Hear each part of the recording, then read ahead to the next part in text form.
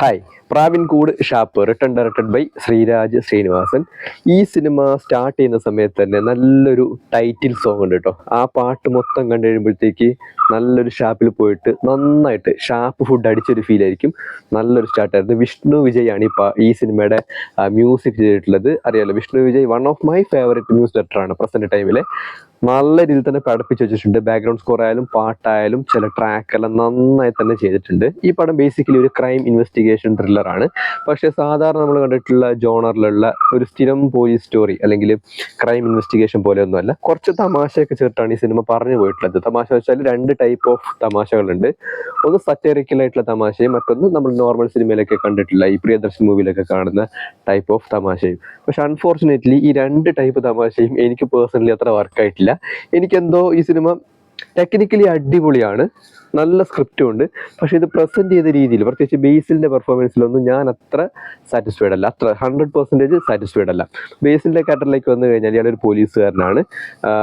ഒരു കള്ള് ഷാപ്പിൽ നടക്കുന്ന ഒരു ഇൻസിഡന്റ്, ഒരു ആത്മഹത്യ, അത് പിന്നീട് കൊലപാതകമാണെന്ന് ഇവർ തെളിയിക്കുന്നു. പിന്നെ അതിന് ഇൻവെസ്റ്റിഗേഷനാണ് ഈ സിനിമയിൽ പറഞ്ഞു പോകുന്നത്. പക്ഷേ ഈ ബേസിലിന്റെ പെർഫോമൻസിന് എന്താ ചോദിച്ചു കഴിഞ്ഞാൽ, കുറച്ച് നാളായിട്ട് ഇയാൾ ഒരേ ടൈപ്പ് ഓഫ് എക്സ്പ്രഷൻ അല്ലെങ്കിൽ ഒരേ റിയാക്ഷൻ, ഒരേ ടൈപ്പ് ഓഫ് ഡയലോഗ് ഡെലിവറി ആണോ ചെയ്തു വരുന്നത് എന്ന് എനിക്ക് ചെറിയൊരു ഡൗട്ട് തോന്നി തുടങ്ങി. അതായത് നമ്മൾ കണ്ട ബേസിലിനെ തന്നെയാണ് വീണ്ടും വീണ്ടും കണ്ടുകൊണ്ടിരിക്കുന്നത്. അങ്ങനെ ഒരു പ്രശ്നം ഈ സിനിമയ്ക്കുള്ളതായിട്ട് എനിക്ക് പേഴ്സണലി തോന്നി. ഇനി മറ്റൊരു കാര്യം, ബേസിലിന്റെ ക്യാരക്ടറിന് ഒരു ബാക്ക് സ്റ്റോറി കൂടിയുണ്ട് ഈ സിനിമയിൽ. ആ സ്റ്റോറി സിനിമയുടെ ഒരു ഘട്ടത്തിൽ ഇങ്ങനെ പറഞ്ഞു വന്നിട്ട് സിനിമ ലാസ്റ്റ് ആവുന്ന സമയത്ത് അയാളുടെ, അതായത് ബേസിലിന്റെ പേഴ്സണൽ സ്റ്റോറി ഏതോ ഒരു പോയിന്റിൽ വെച്ചിട്ട് ഇവര് കട്ട് ചെയ്തിട്ട് അത് പിന്നീട് എന്തായെന്നൊന്നും കാണിച്ചു തരുന്നില്ല. അത് സ്റ്റോറി എനിക്ക് മുഴുവനായിട്ട് പറയാൻ വേണ്ടി പറ്റില്ല. പക്ഷെ അതിന്റെ ബാക്ക് സ്റ്റോറി ഒന്നരെങ്കിലും അവർക്ക് പറയാതിരിക്കായിരുന്നു. പക്ഷെ പറഞ്ഞിട്ട് അത് കംപ്ലീറ്റ് ആക്കാതെ വരുന്ന സമയത്ത് നമുക്കൊരു കൺഫ്യൂഷൻ ഉണ്ടാകും. അങ്ങനെ ഒരു കൺഫ്യൂഷൻ ഈ സിനിമ തീരുന്ന സമയത്തും എനിക്ക് പേഴ്സണലി ഉണ്ടായിരുന്നു. അപ്പോൾ അങ്ങനെ ഒരു പ്രശ്നം ഈ പടത്തിനുണ്ട്. ഇനി മറ്റൊന്ന് സൗബിന്റെ പെർഫോമൻസ് ആണ്. സൗബിന്റെ പെർഫോമൻസ് നേരെ തിരിച്ചാണ് കേട്ടോ. അടിപൊളിയായിട്ടുള്ള ക്യാരക്ടറും അടിപൊളിയായിട്ടുള്ള പെർഫോമൻസ് വരുന്നത്. കണ്ണൻ എന്നാണ് ഈ ക്യാരക്ടറിന്റെ പേര്. ഹാൻഡിക്യാപ്ഡ് ആയിട്ടുള്ള ഈ പറയുന്ന ഷാപ്പിലെ ഒരു സപ്ലയർ ആണ്. സപ്ലയറും കുക്കും. ഇയാൾക്ക് എന്തെല്ലോ ജോലികൾ അറിയാം. ഈ മാജിക് കാണിക്കും, അങ്ങനെ എന്തൊക്കെയോ ജോലികൾ ചെയ്യുന്ന, എന്താണ് നമ്മുടെ നാട്ടിലൊക്കെ കണ്ടിട്ടുള്ള ഒരുപാട് ജോലികളൊക്കെ ചെയ്ത് നടക്കുന്ന ചേട്ടന്മാരല്ലോ അല്ലേ. അതുപോലത്തെ ഒരു ക്യാരക്ടറാണ് കണ്ണന്റെ. നല്ല അയാളുടെ ഫിസിക്ക് നോക്കിക്കഴിഞ്ഞാൽ നമുക്ക് മനസ്സിലാവും, ഈ ഒരുപാട് ജോലികളൊക്കെ ചെയ്ത് നടക്കുന്ന ആൾക്കാരൊരു കോലം ഉണ്ടല്ലോ, അതേ ഫിസിക്കായിരുന്നു. നല്ല ഡയലോഗ് ഡെലിവറി ആയിരുന്നു. സൗബിന്റെ പെർഫോമൻസ് അടിപൊളിയായിരുന്നു. ബേസിൽ അത്രത്തോളം ഡിസപ്പോയിന്റഡ് ആക്കി, പക്ഷെ സൗബിൻ അത്രത്തോളം തന്നെ സ്കോർ ചെയ്തിട്ടുണ്ട്. ഇനി മറ്റുള്ള ക്യാരക്ടേഴ്സിലേക്ക് വന്നു കഴിഞ്ഞാൽ ചെമ്പൻ വിനോദ് ജോസ്, അതുപോലെ തന്നെ ഈ നമ്മൾ മറിമായത്തിലെല്ലാം കണ്ടിട്ടുള്ള ഒരു ആളുടെ പേര് മറന്നുപോയി, അയാളും നല്ല പെർഫോമൻസ് ആയിരുന്നു. പിന്നെ പുതിയ ചില ആക്ട്രസുകൾ സിനിമയിൽ അഭിനയിച്ചിട്ടുണ്ട്. പോലീസുകാർ കുറേ ആൾക്കാർ അഭിനയിച്ചിട്ടുണ്ട്. അവരുടെ എല്ലാം ഇൻഡിവിജ്വൽ ആയിട്ടുള്ള പെർഫോമൻസും കാര്യങ്ങളൊക്കെ അടിപൊളിയായിരുന്നു. പിന്നെ ഈ പടത്തിലൊരു കൊമ്പൻ ബാബുവേട്ടൻ എന്ന് പറഞ്ഞ ഒരാൾ അഭിനയിച്ചിട്ടുണ്ട്. ആ ക്യാരക്ടറിന്റെ പേരാട്ടോ, നടന്റെ പേര് എനിക്കറിയില്ല.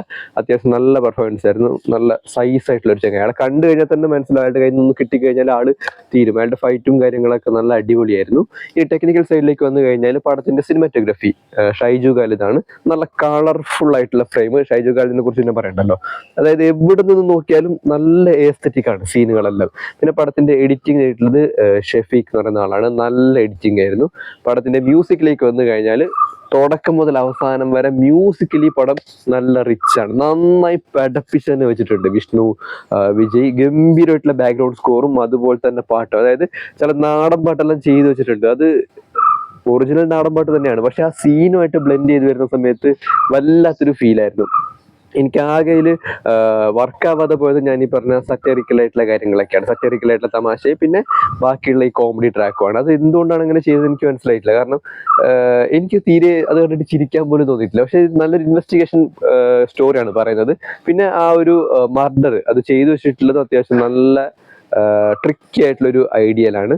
ആ ഒരു സൈഡൊക്കെ ഓക്കെയാണ്. പക്ഷെ ടോട്ടാലിറ്റി നോക്കുന്ന സമയത്ത് എനിക്ക് അത്ര വലിയൊരു സാറ്റിസ്ഫാക്ഷൻ തോന്നിയിട്ടില്ല. ചെമ്പന്റെ പെർഫോമൻസ് അടിപൊളിയായിരുന്നു. ചെമ്പന് പിന്നെ പ്രത്യേകിച്ച് അങ്ങനെ വലിയ ചെയ്യാനൊന്നുമില്ല. ചെമ്പനായിട്ട് തന്നെ സിനിമ തീരുന്നത് വരെ അയാൾ അഭിനയിച്ചിട്ടുണ്ട്. സൗബിന്റെ പെർഫോമൻസ് അടിപൊളിയായിരുന്നു. ബേസിൽ കുറച്ചെല്ലാം ഡിസപ്പോയിന്റഡ് ആക്കി കൊണ്ടുവരുന്നുണ്ട്.